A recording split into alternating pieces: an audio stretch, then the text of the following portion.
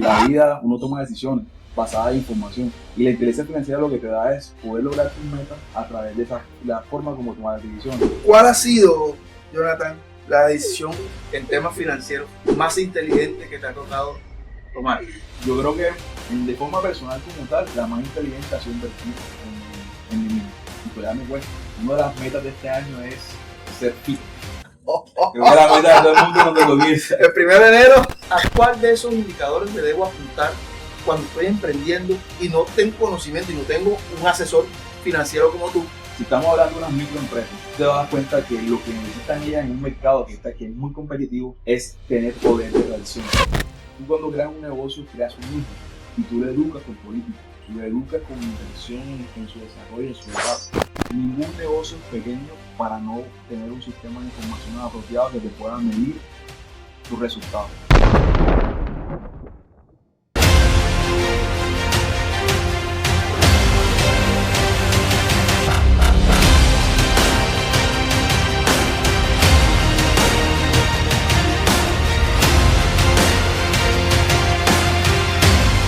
Hola, buenos días, buenas tardes, buenas noches. En el lugar donde te encuentres, espero que te encuentres muy bien.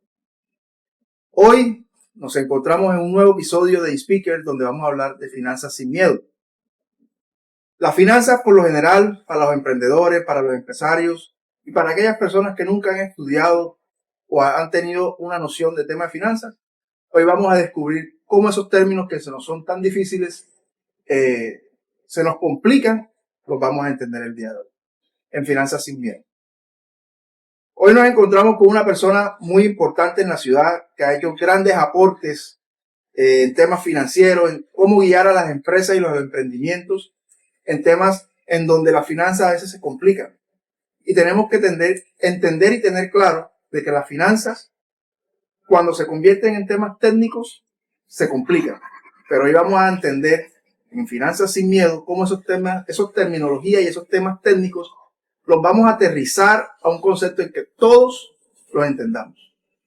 Nos encontramos con el CEO de Lorduy Consultores, el señor Jonathan Lorduy. Un gustazo en el día de hoy. Jonathan, te damos la bienvenida a InSpeaker y espero que con tu sapiencia y tu conocimiento y experticia, todas esas personas que nos están viendo y nos están escuchando sepan aterrizar esos conceptos que para muchos se nos es muy difícil.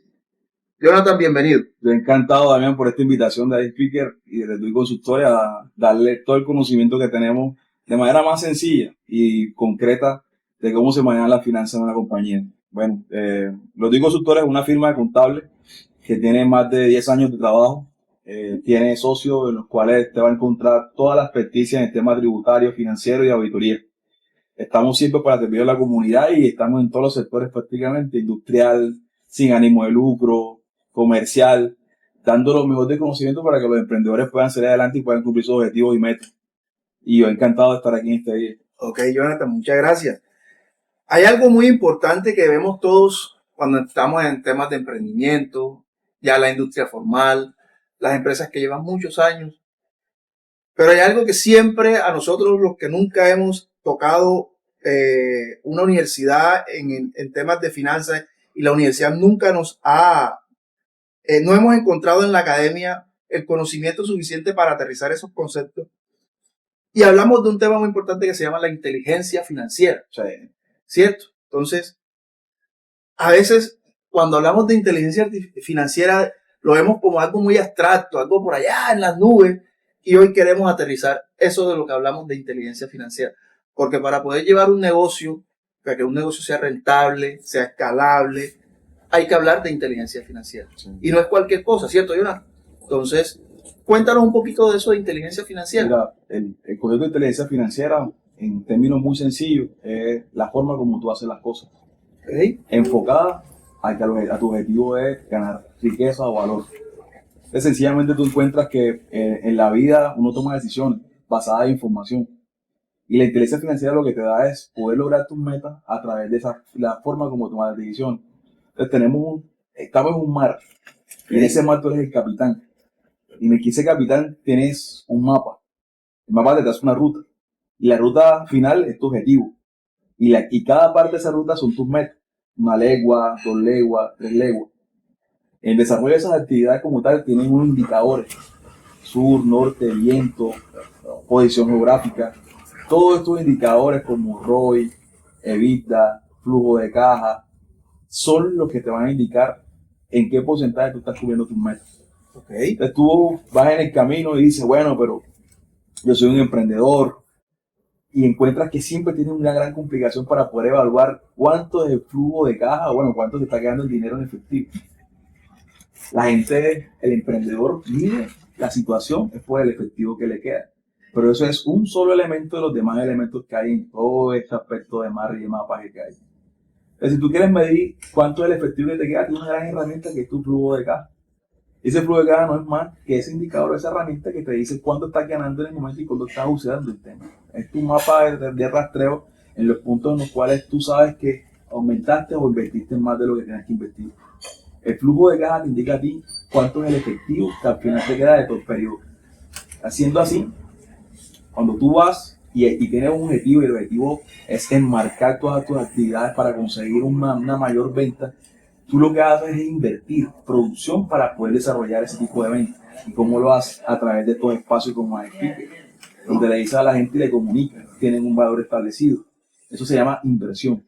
Esa inversión que tú haces se te representa a ti en una ganancia en el tema de ventas.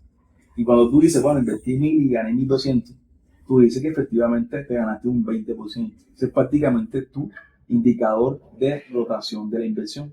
Entonces tú dices, bueno, ¿cómo puedes tú evaluar cuánto fue la esencia de la propuesta de inversión o de producción? Si es efectivo lo que estoy haciendo.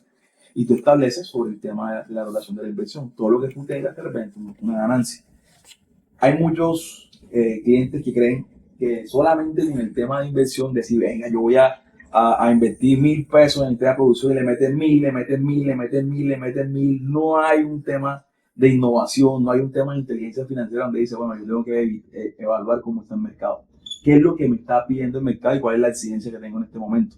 Tú te vas a encontrar que todas estas inversiones son totalmente cambiables, cambian con lo que te diga el mercado. Eso es lo que te está diciendo como indicador de hoy.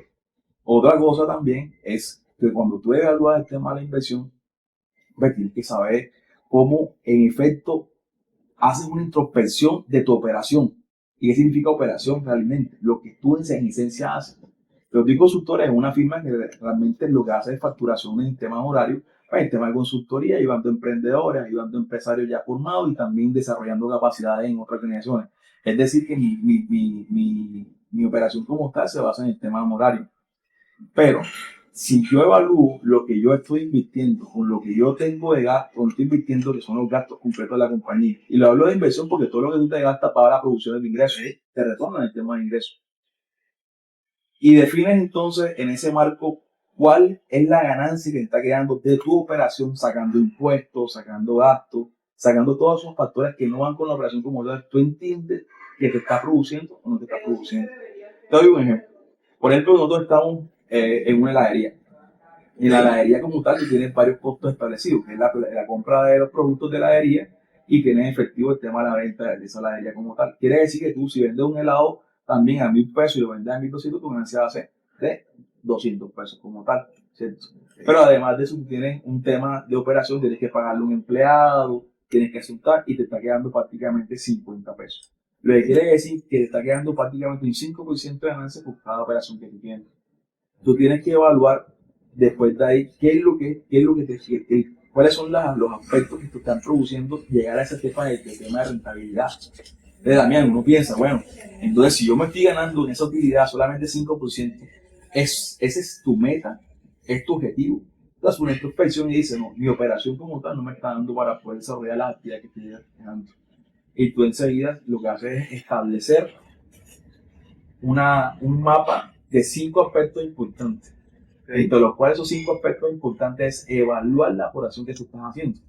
La siguiente es evaluar la inversión que estás haciendo en nómina, evaluar la inversión que estás haciendo en proveedor, evaluar la inversión que estás haciendo en todo tu flujo de operatividad en cuanto a la inversión de operaciones que no van con el tema de la actividad como tal, pero son básicos para el tema. ¿Cómo tú vendes el producto si lo tienes que empacar? El empaque te da un efecto visual en el tema del mercadeo, pero no va en el tema de la operación concreta. Todos estos aspectos evalúan cómo tú tienes que introspectivamente ver tu emprendimiento o operación. Cuando ya tú evalúas ese tema, tú dices, bueno, mi rentabilidad entonces es solamente del 5%. Ok. La rentabilidad te da, en efecto, la medición de lo que tú quieres conseguir en tu proceso. Y lo tienes que comparar con el mercado. Si la heladería que está a 2 cuadras de aquí se gana el 20% y la heladería que está a 3 cuadras de aquí, más cuadras todavía, o la que está afuera, se gana el 15-25%, porque yo me gano el 5%. Ahí entra un juego entre ese, voy a nombrarlo así, no sé si tú me corriges, indicadores que acabas de mencionar, donde tienes que, ninguno es más importante que el otro, sino que entra un juego en donde tienen que estar en equilibrio. Claro. Entonces, voy a colocar una situación, Jonathan, que yo la viví cuando hace muchos años, cuando empecé con mi primer emprendimiento, y que sé que muchos emprendimientos hoy o emprendedores también la están padeciendo, y es, ¿a cuál de esos indicadores le debo apuntar cuando estoy emprendiendo y no tengo conocimiento y no tengo un asesor financiero como tú a mi lado que me esté diciendo, hey, espérate, vamos a evaluar esto, mira, se nos subió esto aquí, esto debería estar en este margen? ¿Qué le puedes decir a un emprendedor hoy y en qué se debe enfocar primero financieramente, en esa inteligencia financiera?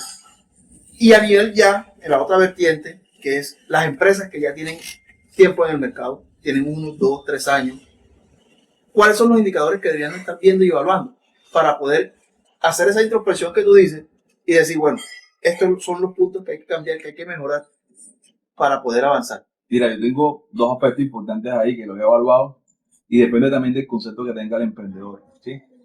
Si estamos hablando de unas microempresas, que son aquellas que te ganan menos de 5.000 salarios mínimos ya al cliente en ingresos, tú te das cuenta que lo que necesitan ellas en un mercado que es muy competitivo es tener poder de reacción. Entonces la liquidez para ellas va a ser importante. ¿Okay? Si tú estás en un sector en el cual la liquidez es supremamente alta, pero tienes subida de inflación, como es el tema de los precios de mercado, ahora nos subió el 23% del tema de nómina. La inflación está en 6.5% cuando está en 5.10% en diciembre. Tú te vas a dar cuenta ahí entonces que esos factores que te afectan a ti te van a condicionar un tema de medición. Entonces tu liquidez va a ser importante en un mercado pequeño de retail donde tu rentabilidad es pequeña, pero ganas por producción, ganas por tamaño, por volumen. Okay. Pero si tú estás entonces en un sector en el cual tu valor promedio ponderado es más alto que el promedio ponderado de productos que te venden en esta canasta familiar, tu importancia aquí entonces es la rentabilidad, cuánto me estoy llamando en realidad. Pero rentabilidad sin liquidez es un negocio que te va a dar un indicador que efectivamente tú dices, no, no me sirve. Porque tú puedes vender muy bien, pero si no tienes retorno a la inversión, retorno a lo que tú estás haciendo, no vas a poder seguir operando. Algo importante que es una medición que es el capital de trabajo. El capital de trabajo es algo que no se negocia, que se tiene que mantener y se tiene que buscar. Y eso es lo que dan las finanzas. Las herramientas necesarias para poder nosotros administrar ese capital de trabajo y producir renta, producir utilidad, valor agregado. Que eso es lo que es uno de los indicadores que yo siempre he hecho, el tema del EBITDA. El EBITDA no es un indicador aparte, y tampoco porque si suena bonito, lo tenemos que olvidar. Es un indicador que dice a ti, señor, ¿cuánto estás produciendo en tu compañía? ¿Cuál es el valor que estás agregando? Si yo sé que año a año ese ingreso operacional que me queda, esa rentabilidad personal que me queda, me va aumentando, quiere decir que mi operación va aumentando por el tema de volumen. Porque cada año como tal, si voy vendiendo más, también tiene que ser representativo en el proceso. Okay. Eso partiendo de que son micro, pequeñas, grandes empresas.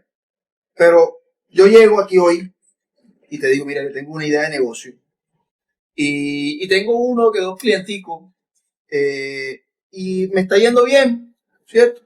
En el poco tiempo. ¿Cuáles son esos indicadores entonces que tengo que empezar a medir? Uno, para ti, si tu dinero, tu fondo de capital inicial, ¿cierto? Que es lo que tú vas a invertir para que el negocio vaya rentando, ¿de dónde viene? Tú tienes tres formas de poder tenerlo. La primera, por la producción de otros ingresos y enfocas a ese negocio. La segunda, porque te la prestan. Alguien más te presta el dinero como tal. Y la tercera, porque te la regalan. Ok. Ya. Si te enfoques... Las dos primeras son más probables. Exactamente, las dos primeras son más probables. Entonces, que si tú recibes, por ejemplo, una donación, en efecto, tú tienes que un tema de impuestos y demás que tienes que aplicar sobre eso. Pero si tienes un tema de capital propio, una combinación de intereses, esa renta que va a generar el tema de capital, o sea, el gasto que te genera el tema de intereses te va a ir a buscar mayor rentabilidad.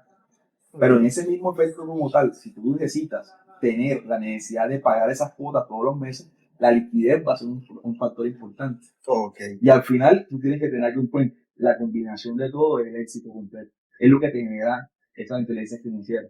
Okay. Es lo que te va a diferenciar a tomar decisiones. Excelente. O sea que aquí tenemos un ecosistema y un tema de que hay que saber elegir en el momento en el que estamos, en el momento en que nos encontramos, para poder elegir qué herramienta es la que tenemos que enfocarnos para que el negocio empiece a hacer tenga liquidez, una buena rentabilidad, sí, un buen retorno de inversión.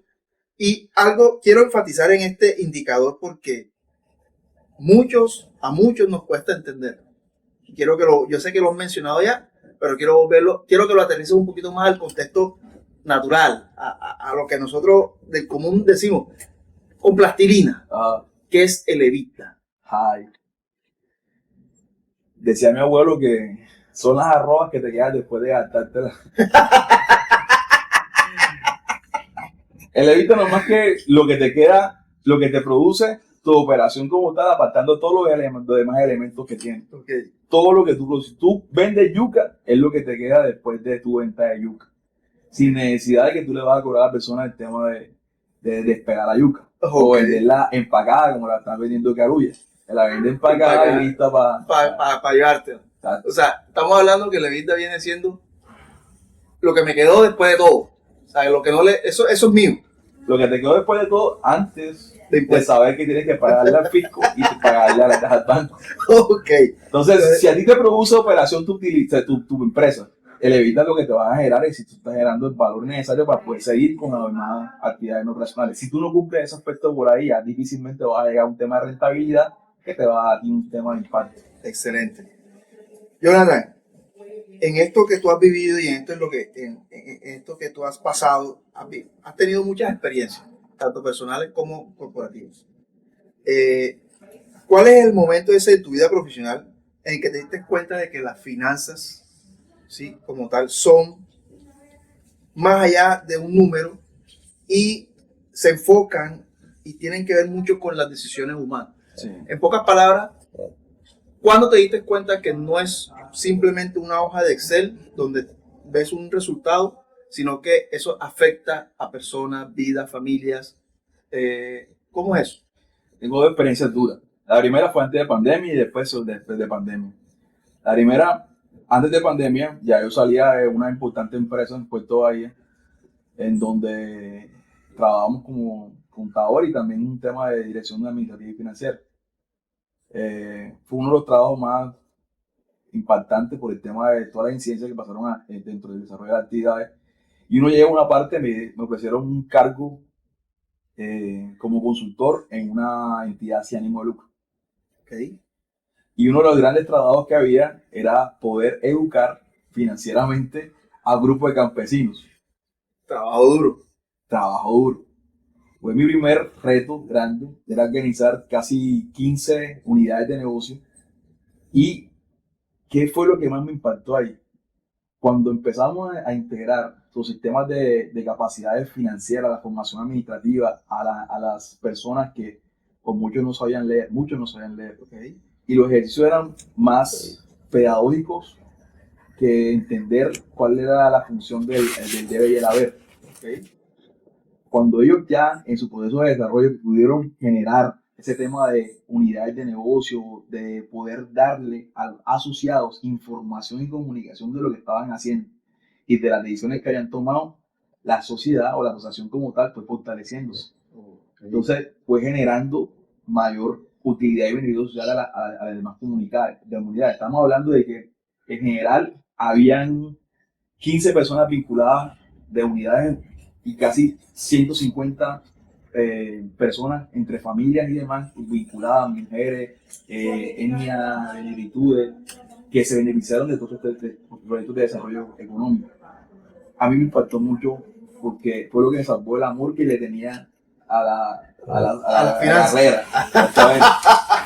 sea, tú estabas en un punto en que dejo esto y me me dedico a otra cosa. Yo creo que sí, tengo dos cosas, o yo soy buen cocinero y me dedico a un restaurante bueno, o sigo aquí y si me sigo enamorando de las cosas. Entonces tú te das cuenta que para los profesionales que nos están viendo en este momento, más en este momento, hay momentos en los cuales nos toca decidir, es decir, pero, y eso me volvió a enamorar.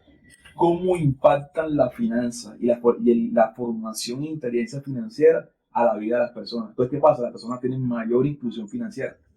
Okay. Mira, dame una cifra. El 34% de las decisiones positivas en la aceptación de un crédito de colocación, que es vas a un banco y encuentras diferentes productos de colocación. Se llama producto de colocación porque los bancos te ponen en el mercado una oferta y te dicen, bueno, te presto para carro, para ir a inversión, te presto para educación, para la casa. Y tú decides ahí según las tasas de rentabilidad, las tasas de interés que haya. Entonces, ¿qué pasa? La gente debe entender que el 34% de la aceleración positiva es que tú tengas los medios para que te puedan medir la capacidad financiera. Okay.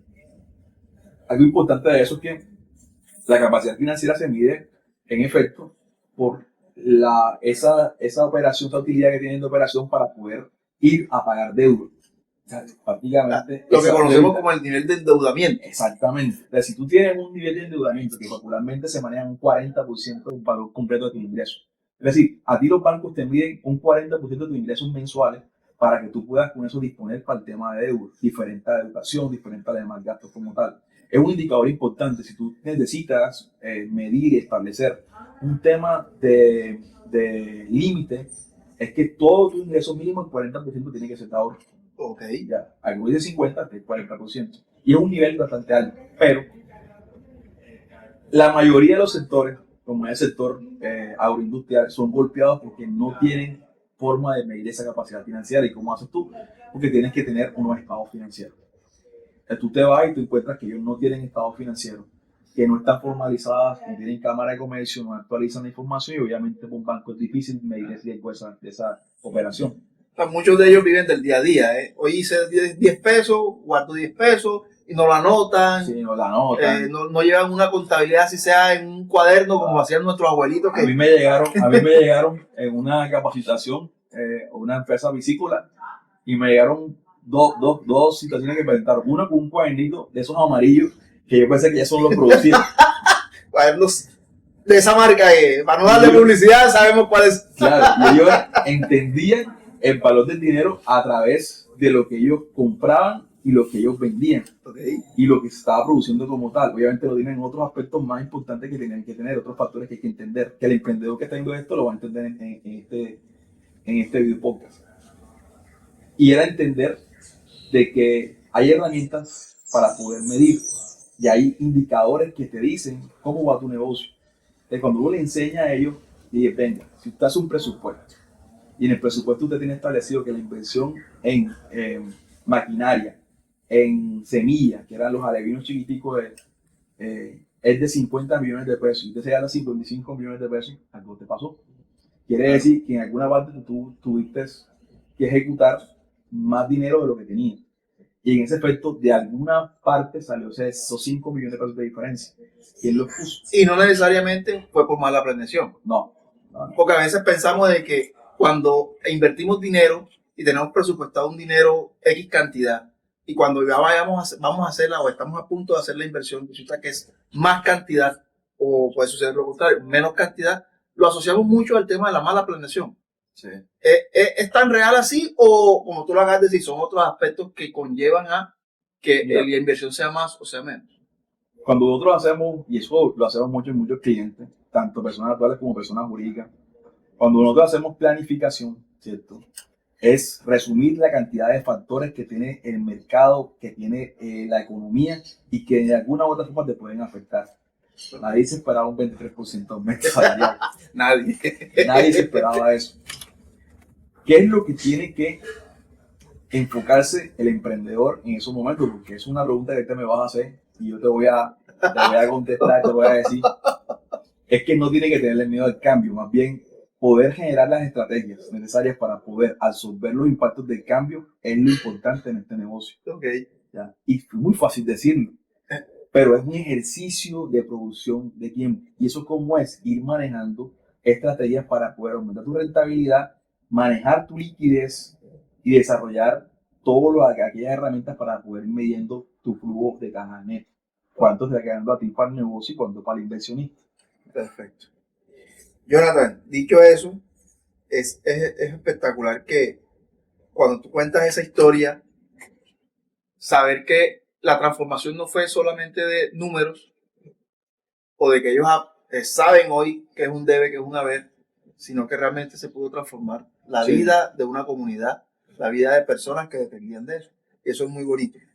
Y por eso viene la siguiente pregunta y es, desde el punto de vista financiero, ¿cómo afectan los números en las relaciones con las personas dentro de un equipo de trabajo?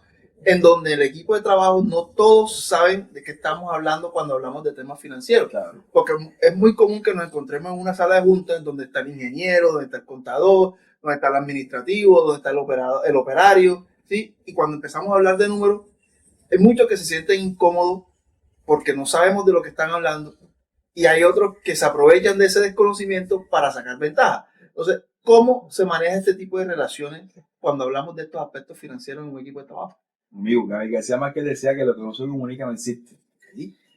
Y cuando uno comunica es cuando tiene las herramientas como los estados financieros y los demás informes alternos para poder darle información clara y fidedigna y lo más suave de digerir al cliente. Es algo que en los contadores todavía estamos trabajando, yo estoy trabajando todavía en eso. Pero lo importante es saber cómo lo comunicas, cuándo lo comunicas y de qué forma lo comunicas. Entonces, la palabra clave aquí es comunicación. Comunicación. Perfecto. ¿Y cómo se trabaja eso? A través de políticas. Entonces, si tú vas a una empresa, tú tienes una cantidad de políticas que definen la forma como tú haces las cosas. Y esas políticas están basadas en la estrategia administrativa y gerencial. Entonces, si tú sabes que en un negocio que estás, de negocio de construcción, hablemos de negocio de construcción, que es un negocio, digamos que es uno de los más golpeados y los que en los últimos 4 o 9 años hemos tenido los menores Índices índices de productividad. de productividad, porque en pandemia, por el tema la falta de incentivos, la falta de inversión, de políticas claras para poder seguir abundando en la economía. Si tú vas a un tema de negocio y conoces que el negocio como tal no te va a rentar en el periodo, todo lo que vas a recibir solamente es efectivo para poder producir un bien que al final lo vas a distribuir o lo vas a vender, ¿cierto? En algún momento tú vas a tener que facturar ese ingreso cuando te entregas la unidad, porque dice la normatividad que cuando tú cedes los derechos del bien, eso se reconoce, se realiza como una venta, Okay. dando un poco de tributario. Debes entender que las utilidades van a estar sometidas a 5 años de cambio en temas de inflación, a 5 años de cambio en temas de política, a 5 años de cambio en lo que dure el proyecto como tal, de decisiones gerenciales que te van a llevar a esta resolución como tal. Estas decisiones gerenciales tienen que ser comunicadas. Entonces, el gobierno corporativo es importante para eso. Si tú tienes, por ejemplo, una figura como el revisor fiscal que te vigila que tú cumples la ley como tal, si tienes una persona un especialista financiero que te va a enfocar a desarrollar estrategias que tú puedas tener para poder tomar decisiones, para poder evitar que quede sin flujo de caja o para evitar que vaya la rentabilidad o para poder evitar que el retorno de la inversión sea no a 2 años sino a 5 años como tal, o para poder medir cómo te puede afectar una subida de tasas del Banco de la República en lo que tú estás desarrollando. En ese orden de ideas, Jonathan, entonces, ¿cómo comunicas tú una decisión y cómo recibes la respuesta cuando la comunicas? Cuando tú sabes que lo que estás diciendo hay que hacerlo, pero te dicen, no te vayas por ahí, vete mejor por acá. Y cuando ese vete por acá no es lo correcto, o digamos que no es lo correcto, sino no es el deber ser. Sí. Y tú sabes que si ese camino alterno va a traer consecuencias, ¿cómo comunicas tú eso? Bueno, sí, la pregunta es importante porque creo que es uno de los aspectos que en todos los personales vemos ahondados en cada una de nuestra vida profesional, que es cómo te enfrentas a esa línea delgada de la ética y de la función de un consultor financiero en poder darle la información y poder decir sobre las cosas. Hay que entender que nosotros acá somos solamente un mecanismo de dar información al empresario para que él pueda tomar decisiones adecuadas. ¿Okay? Y que las decisiones que él tiene que tomar, que él debe decidir, las debe tomar directamente. Hay veces que al cliente no se le puede dar siempre la razón, porque las decisiones son complicadas. y sabemos que si afectan a más de uno, son decisiones que ya son, de riesgo y tienen que ser comunicadas a todos los actores, tanto los stakeholders que son internos de la compañía como los de afuera. ¿Qué pasó en pandemia? En Cuéntame, a pandemia, ver. en pandemia fue impactante tener que llevar muchas de las empresas que teníamos a liquidación o organización. El sector de hotelero estuvo totalmente Wow. golpeado. El sector hotelero es uno de los sectores que le tocó salir o liquidar la mayoría digamos, empleados que tenían. Por ejemplo, todo el servicio de hotelería le tocó tomar decisiones sobre el tema de préstamos o cantidades que tenían que pagar en arrendamiento. Y nosotros que tenemos una de las ciudades con mayor índice de turismo y de incidencia en los impuestos de predial, de valorización de predial, te podrás imaginar que nosotros siempre estamos a pos de que no suban los arriendos. Entonces, lo importante de todo este aspecto como tal es desarrollar estrategias que vayan impactando no solamente al socio, sino también que cubran la necesidad de los terceros. Okay. Que se les pueda pagar los impuestos a la DIAN, porque es una relación que hay, que les puedan pagar los valores a las compañías. Y entender de que en esos aspectos, cuando el negocio no puede seguir, cuando el negocio no puede marchar, que es un principio elemental contable, saber comunicar bajo la normatividad que hay es importante para que todo el mundo sepa cómo puede actuar y que no es el fin del mundo. Solamente es una etapa productiva.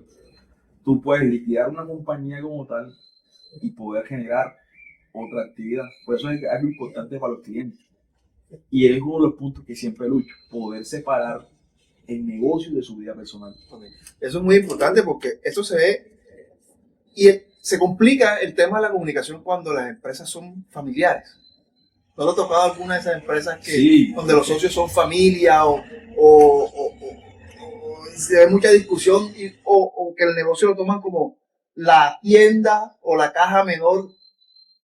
¿Cómo es ese tema entonces? Mira, porque la clave aquí es, ya lo tenemos, lo sabemos y lo comprendemos, es comunicar.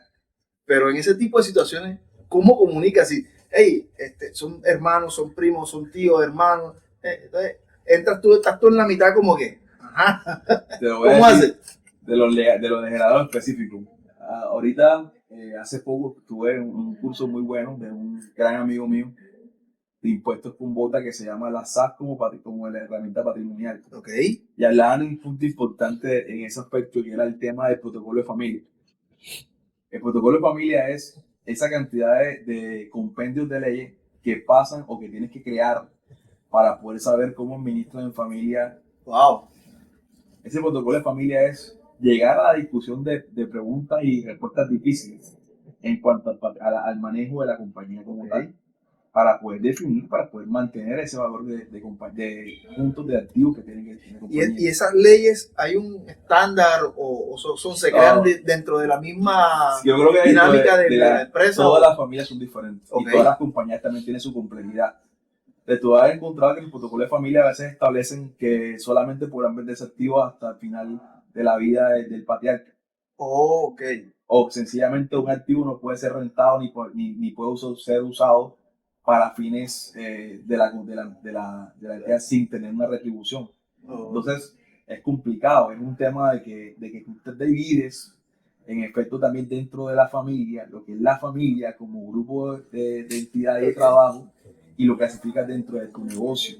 Entonces, todos esos aspectos que la gente que nos ve es poder llegar a la discusión de preguntas difíciles y de respuestas complicadas para poder definir ese tipo de políticas que son los protocolos de familia, donde tú puedas desarrollar y puedas tener una libertad de tener leyes que te puedan dar a ti las directrices de hacer y no ser como tal. Okay.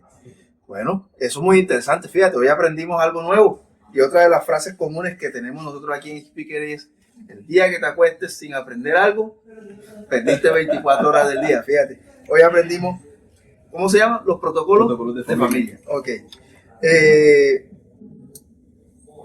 ¿Cuál ha sido, Jonathan, la decisión humana en temas financieros más inteligente que te ha tocado tomar?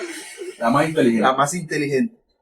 ¿Y cuál ha sido el impacto de esa decisión en las personas? Yo creo que la apuesta, o sea, te lo doy consultores como entidad, te voy a decir, como yo lo doy como tal también, y las que yo he visto. De forma personal como tal, la más inteligente ha sido invertir en mí mismo. O sea, enfocarse a ser mejor cada día. Y todavía me cuesta.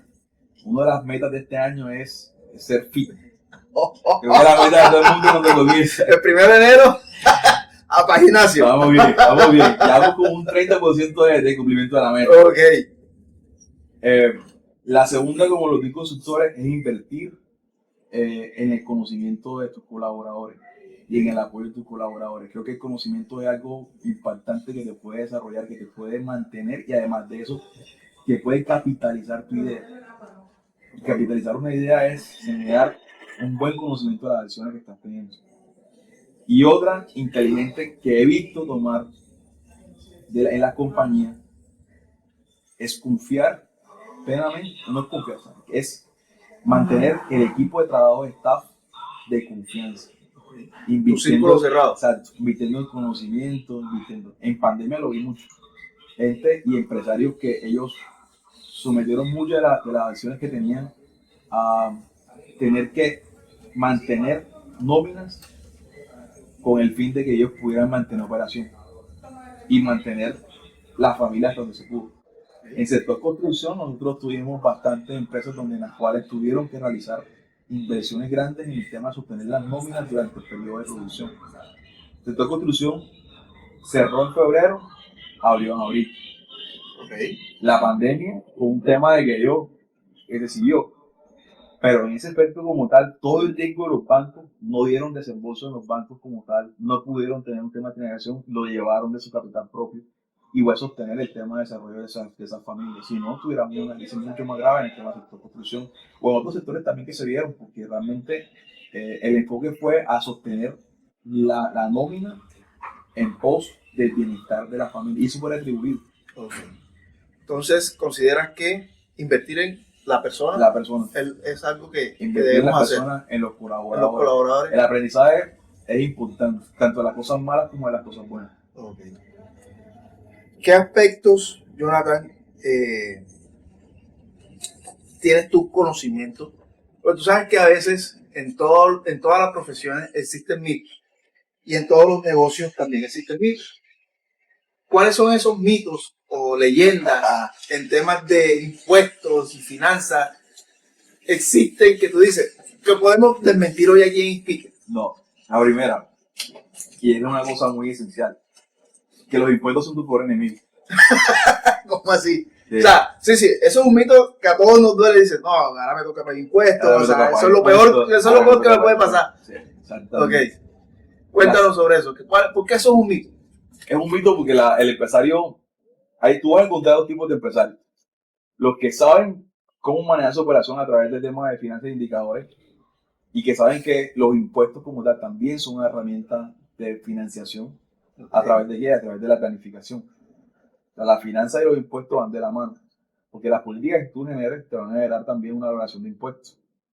En Colombia somos los países que tenemos más impuestos, el promedio ponderado en las operaciones que estamos realizando. ¿Vale? Generar empresas en Colombia es difícil, complejo, pero también enriquecedor, porque tú sabes y conoces cómo puedes trabajar desde todos los medios. Hay una sectorización, digamos que una individuación, una diferenciación que hay en cada sector y cada sector tiene unas políticas muy diferentes que se tratan de buscar políticas de igualdad en las cuales tú puedas trabajar, igualdad y equidad, en las cuales tú puedas trabajar teniendo una caracterización diferente. Tú no puedes tener una tasa de rentabilidad más alta en la administración de un personal en donde tú te tomas una utilidad, ¿cierto? Que cuando tú haces y prestas un servicio directo de persona a personal, diferente. O cuando estás en un sector como la construcción, cuando estás en un tema de régimen tributario especial, en donde tú tienes una empresa que se dedica al tema de enseñanza y que lo que hace es darte un bien social que no lo puede dar el Estado. Es totalmente diferente. Esa diferenciación es un aspecto importante. Claro, lo que estás queriendo decir aquí es que dependiendo del campo, en el terreno donde nos movamos, también hay unas características en temas de impuestos que nos pueden beneficiar como empresa. Exactamente. Y que muchas veces por desconocimiento no hacemos uso de esos beneficios y por eso decimos que los impuestos son nuestros enemigos. Pobre enemigo. ¿Qué otro mito? Otro mito. no generar una empatía con la política de gobierno. Ok. Es complicado ese tema de generar política. Cada vez que hay un cambio de gobierno, siempre hay detractores o hay gente que dice Está a favor de está a la favor, política. está en contra como tal. Pues realmente es buscar las oportunidades de esas políticas. Ahorita, lastimosamente, una de las políticas más importantes que sacaron, creo que me pueden funar por eso, fue Ojo, no te vayas a quemar. fue el de emergencia económica. 80.000 millones de pesos recaudados por el tema del decreto 1464, en el cual daba unas prebendas a la gente para poder realizar pagos más rápido, con menos tasas y con un descuento importante en el tema de sanciones. Okay. ¿Eso qué te da a ti? Pues te da toda la tranquilidad que en el 2021 puedas trabajar sin necesidad de que la DIAN esté a cuesta y te vaya a hacer una acción de cobro o de embargo. Okay. Tú acabas de decir 2021. 2025. 2026. 2026. Okay. Okay. Perfecto. Entonces, tenemos dos mitos. Los impuestos realmente no son nuestros enemigos, sino que tenemos que saber en qué terreno nos estamos moviendo para poder utilizar esos impuestos a nuestro favor. Un mecanismo importante que la gente tiene que entender es saber caracterizar al cliente Okay. y buscar las oportunidades que hay. Entonces, si yo tengo un cliente que es un cliente que está en el sector construcción, por ejemplo, el sector construcción tiene dos aspectos importantes. Depende de lo que tú produzcas, tienes unas exenciones en el tema de impuestos. La primera, si construyes BIS, tienes que entender que lo que tú construyas en el lote que construyes, la venta de ese lote, esa ganancia ocasional va al centro. Que tienes beneficio en el tema de devolución de IVA, que tienes beneficio en el tema de tasas para los clientes, que puedes desarrollar muchas actividades si los vas enfocando al tema social. O sea, es decir, saber identificar y caracterizar el negocio es lo importante para tú saber cómo planificarle al cliente o cómo planificar tú como emprendedor la salida que puedas tener y poder mantener una rentabilidad. Excelente. Aquí hablamos de una tasa de descuento. Tasa de descuento es lo que a ti te cuesta tu capital o tu inversión como tal. En este caso, esa tasa de descuento que tú vas a tener está por lo que tú tienes que pagar a los socios más la tasa del impuesto. Del impuesto, ok. Excelente. Entonces ya aprendimos que los impuestos realmente son un mito. Son mitos. Sí. También aprendimos de que tenemos que caracterizar y que el gobierno no siempre cuando coloca sus políticas está jugando en contra de nosotros, sino que tenemos que buscar la manera de alinearnos a esas políticas para poder sacarle el mejor beneficio posible. Ninguna empresa estática nunca la he visto que no cambie sus políticas y evalúe lo que está haciendo, sobrevive. Ok, excelente. O sea, esto nos obliga a renovarnos, reinventarnos, ser dinámicos dentro de la empresa. Exactamente. Alberto Gómez, que fue uno de nuestros invitados hace unas semanas, hablaba sobre planificación estratégica. Hablaba que la planeación estratégica es una cosa y la ejecución estratégica es otra cosa. Entonces aquí vamos viendo la diferencia sobre que lo que uno planifica a veces no siempre es lo que se ejecuta, porque tenemos que entrar dentro de esa dinámica de conocer, caracterizar para poder maniobrar dentro de nuestro negocio. Exactamente. Y más en un negocio o más en una economía como la colombiana, que tiene una alta sensibilidad a cualquier factor externo. Ahorita estamos viendo de que tenemos una tasa de dólar de 3.600, 3.650 en promedio. ¿Sí? Y tendencia a la baja. Y tendencia a la baja. Pues si tú estás en el sector importador, pues estamos hablando de que si tu evento es importador vas a tener un descuento de base impositiva, o sea, de base de costo como tal, importante para tu negocio. ¿Qué debes hacer en este momento? ¿Comprar más o comprar menos? Tú tienes que evaluar el tema de comprar tus medidas sobre el mercado que lo tengas. Me ha pasado que hubo un caso de un amigo, me dio mucha risa, que hicieron un negocio de compra de rollos de impresión. Ok. Y no entendieron que también hay un mercado que demanda una oferta y que esa oferta también puede estar saturada. Entonces tú tienes que evaluar en qué momento tienes que comprar, cuándo tienes que comprar para poder buscar ese mercado. El simple hecho de que esté barato no quiere decir que hay que comprar todo para poder abastecer. Porque tú vas a encontrar también la misma oferta de negocio en el mercado y vas encontrándose que la oferta y la demanda van a determinar el precio. Y tú vas a tener entonces un margen de utilidad con una marginalidad mucho más, digamos, riesgosa que lo que puedes encontrar manejando tu activo. Manejando el activo. Siguiendo esa línea, ¿qué pasa con aquellas o digamos que, ¿cuál es el error más común o qué pasa con esas empresas? ¿O cuáles son esos errores que esas empresas cometen, Jonathan, cuando ignoran la salud o la inteligencia financiera? Es más común que yo siempre he visto, que es una discusión completa. Primero, es un tema de formación del emprendedor. Es decir, este es un error grandísimo decir, es que yo no comprendo esto y por tanto no me interesa saberlo. La primera. La segunda es mezclar tu vida personal con la del negocio. Es como tú cuando creas un negocio, creas un hijo y tú lo educas con política, lo educas con conocimiento, lo educas con inversión en su desarrollo, en su etapa. Lo capitalizas con todos los elementos que necesita para que él pueda lograr sus metas también y pueda ir solo. Okay.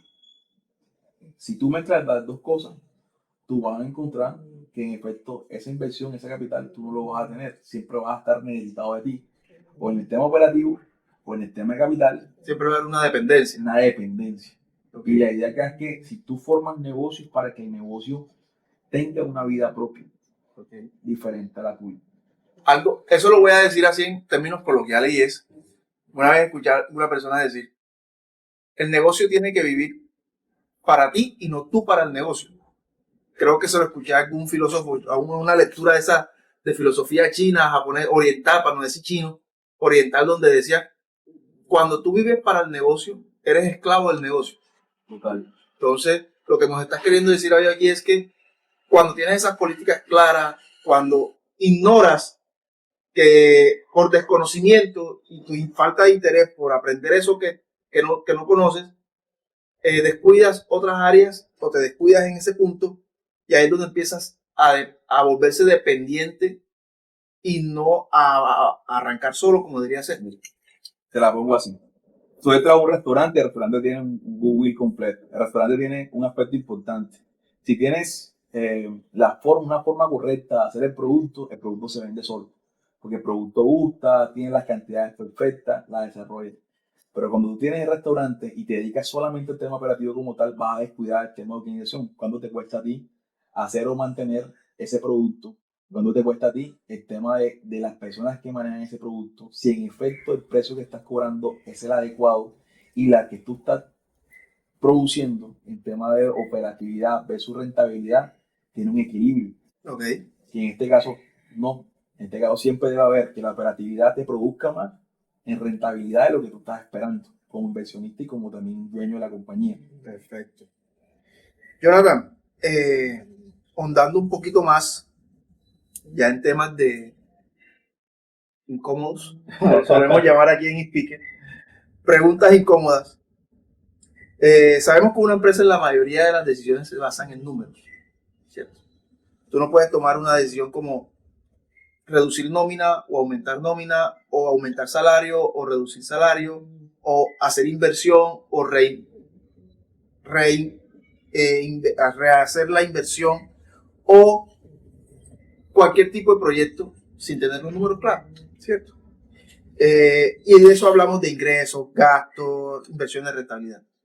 Pero ¿qué pasa cuando las decisiones se convierten en decisiones humanas? O sea, en decisiones en donde, si bien sabes y tienes claros los números, al tomar la decisión vas a afectar vidas. Sí. ¿Cómo manejas tú esa situación? ¿O qué recomiendas tú en ese tipo de casos? Bueno, tú tienes que tener dos escenarios, tres escenarios más bien. El escenario pesimista, el medio y el escenario más altruista y más ganador que pueda haber.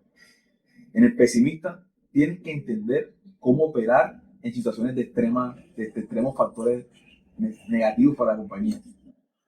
Desarrollar un producto que en el mercado como tal tiene una subvaloración o que sencillamente venga lo que ustedes siempre manejan, que es el cambio tecnológico. Okay. Tú le inviertas un producto que al fin y al cabo no te va a rentar porque en 2 años hay un producto similar en el mercado que vale. Okay.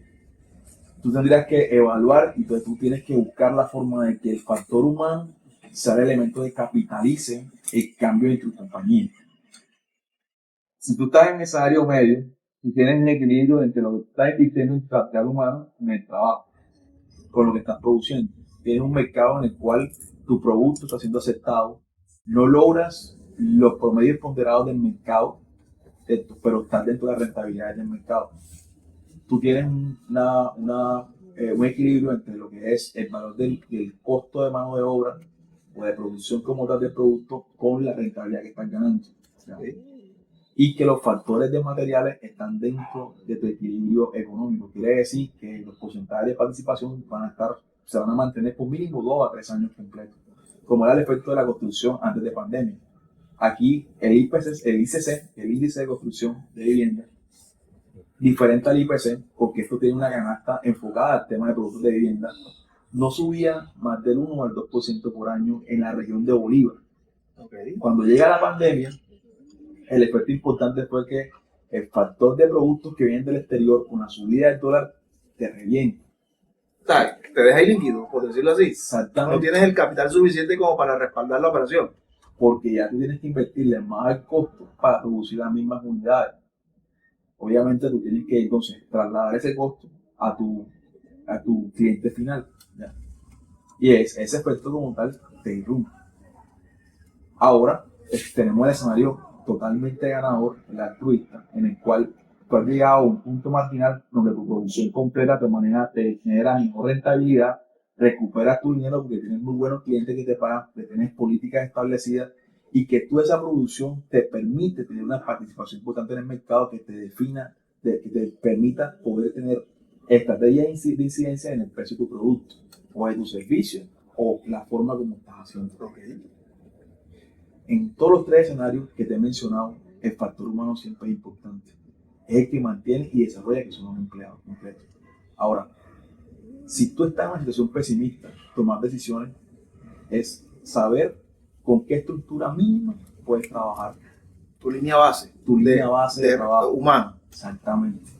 Obviamente, cuando tú llegas a un punto en el cual tienes ya contemplado la forma como vas a administrar capital, tienes que invertir en el tema de innovación. Otros factores o productos puedo producir yo para llegar al punto medio.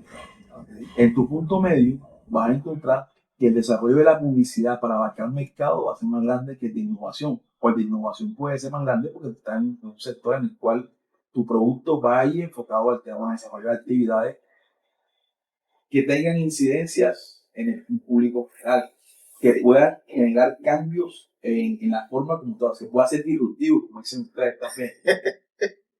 Que pueda ser diferenciador. Que tengan diferenciadores en el mercado. Exacto.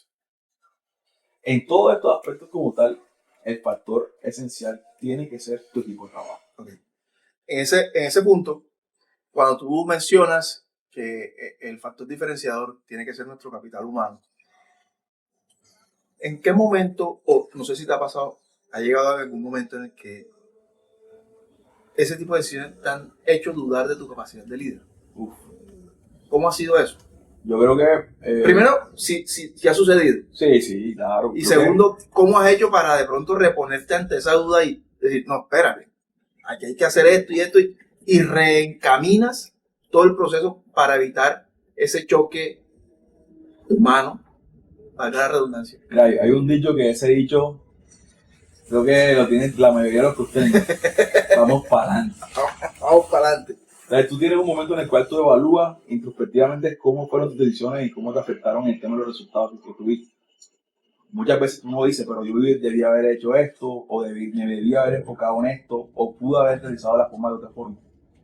Pero en efecto, lo que al final cuenta es la forma como tú actúas frente a esos riesgos. ¿Sí? Si tu equipo, en el equipo que tú lideras, te ve de forma desesperada, nerviosa o sin un enfoque, tú tienes 2 oportunidades de tomar decisiones ahí.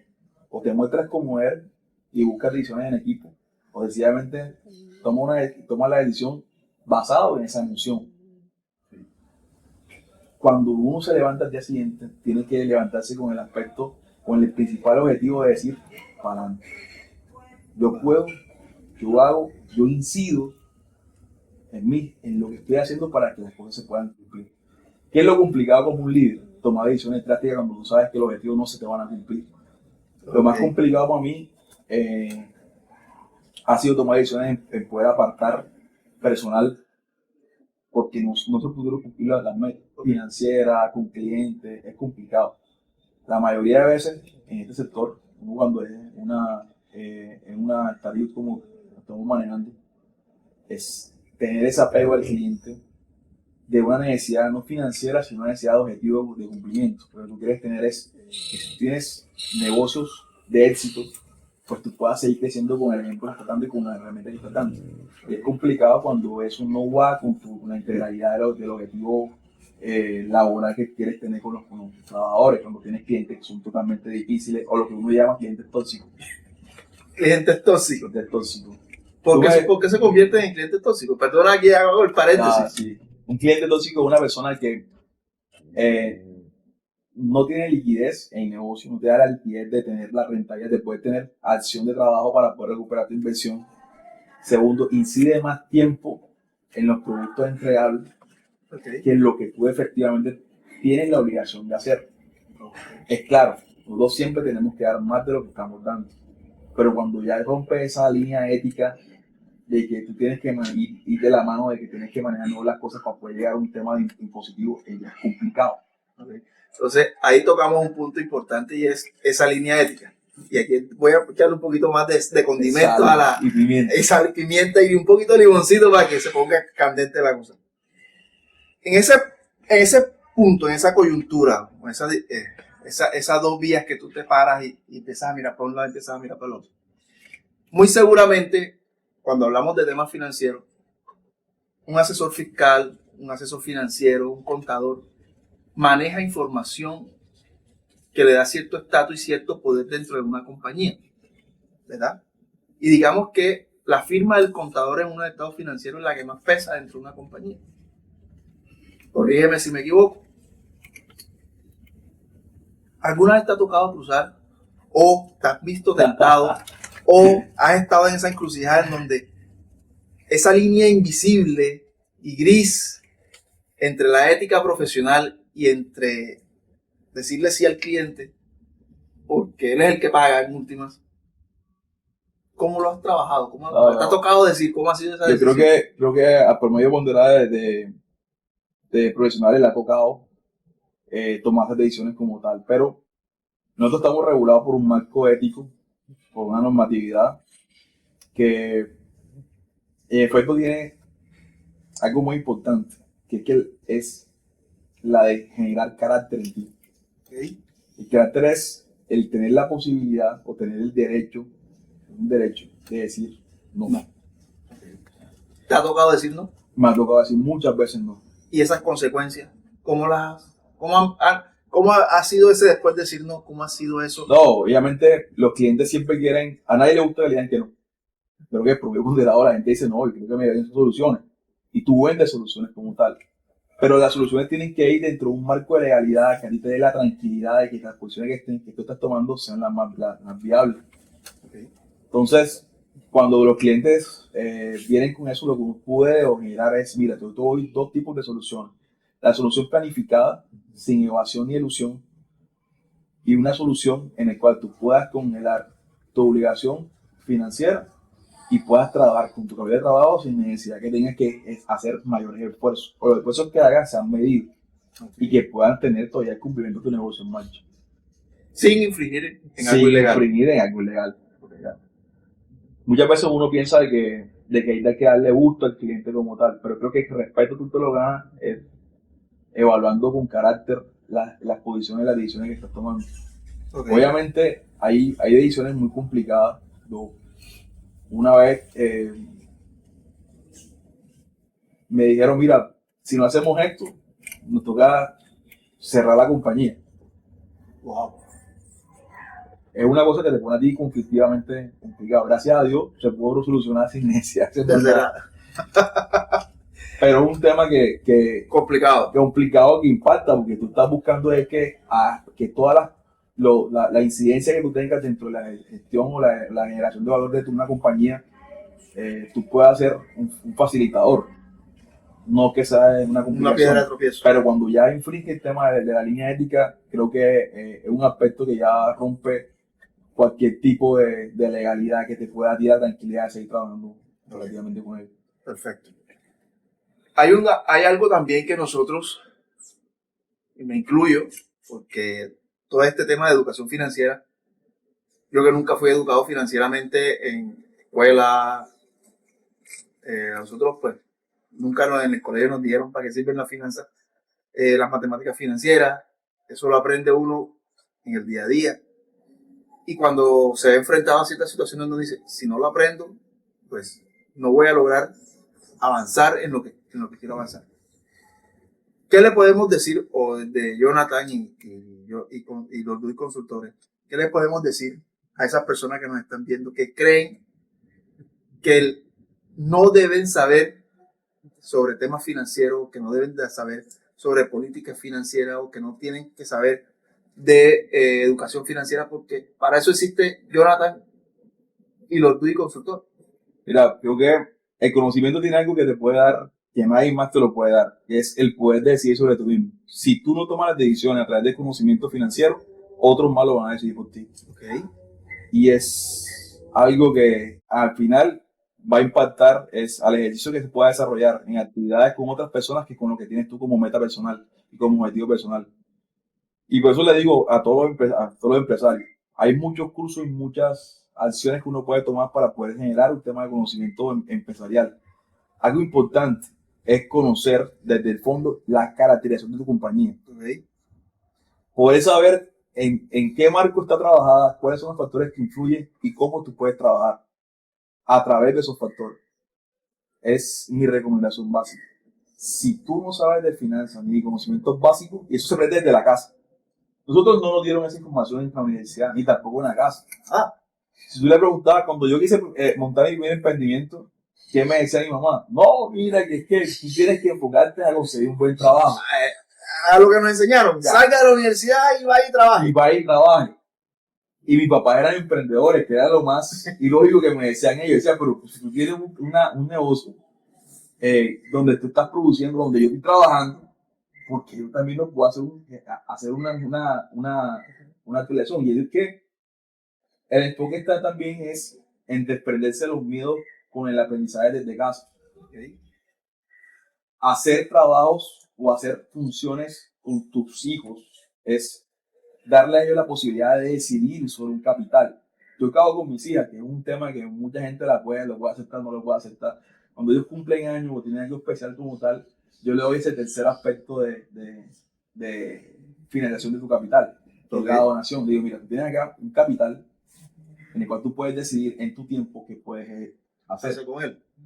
A veces es algo positivo y a veces algo negativo y terminas de contador de tus hijas. Ellas toman, montan el negocio de dulce, de tema, y al final, bueno, por ejemplo, mi hija le dio un capital y montó un negocio de moña y de dulce. Okay. Pero en el mercado donde estaba, hubo un mercado muy bueno en un tiempo, pero después prohibieron, el mercado les prohibió la operación completa porque era ilegal, siendo algo ilegal, era ilegal en el proceso, había que buscar otros medios más. Y ellas fueron enfocando, fueron desarrollando otras actividades, ya fueron haciendo el video que es voz a voz, para poder ellas hacer y vender su sistema. Hasta que se gastan el capital y otra vez me toca financiar las actividades. Okay. Pero dentro de esa es un buen ejercicio de que ellas puedan decidir qué pueden hacer y qué no pueden hacer con su dinero. Creo que les da la posibilidad de generar conocimiento y discernimiento sobre lo que están haciendo.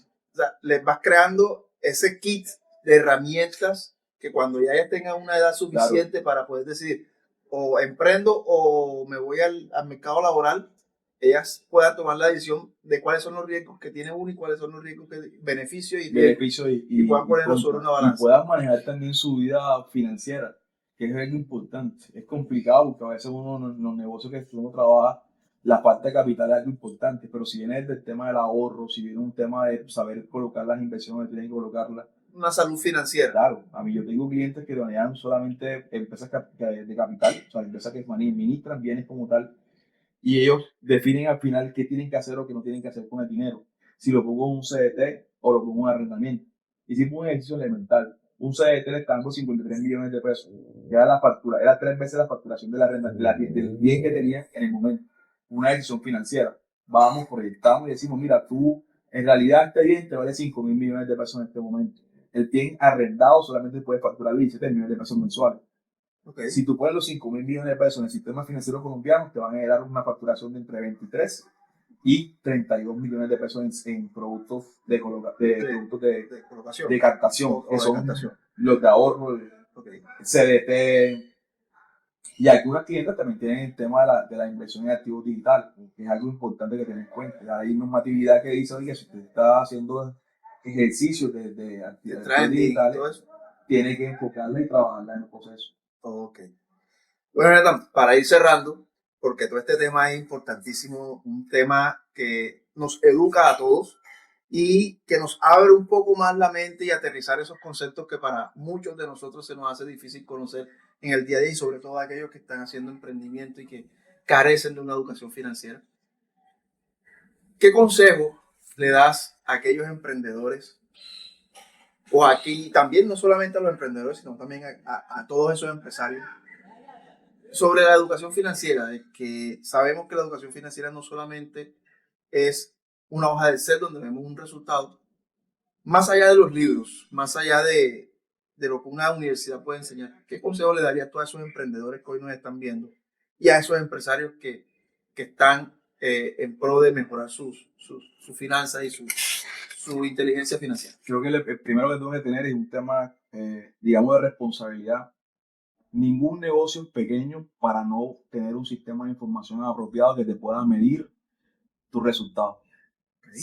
Por más pequeño que sea el negocio, si no tienes las herramientas, el negocio no va a sobrevivir. Y el promedio ponderado de los negocios nuevos, las talleres que comienzan, no sobreviven su primer ni segundo año, es porque no tienen las herramientas necesarias para poder llevar un buen ejercicio financiero, en el cual te pueda definir qué posición tomar, en qué momento tomar o hacer la jugada de ajedrez. Entonces, ¿qué le digo a ustedes? Si usted tiene la posibilidad de invertir en un sistema de información que les dé la información necesaria para poder tomar decisiones, tienen la obligación y la responsabilidad de hacerlo por el bien del ejercicio que puedan hacer. Ok. Jonathan, muchas gracias por estar aquí con nosotros en Speaker. Es un placer escuchar de ti, de tu experiencia, todo esto que nos has comentado.